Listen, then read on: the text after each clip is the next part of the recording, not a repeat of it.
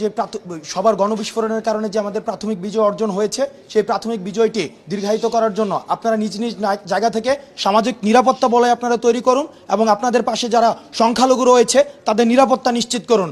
এবং এই বাংলাদেশটা আমাদের, এই বাংলাদেশ আমাদেরকেই গড়তে হবে।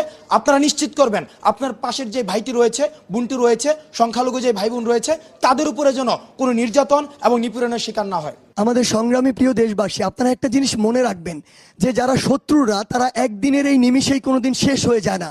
তারা যখন দেখেছে যে তাদের প্রাথমিক পরাজয় হয়েছে, তখন তারা এখান থেকে চলে যাওয়ার সময় শেষে একটি বিষ দাঁত বসিয়ে দিয়ে যেতে চাইবে।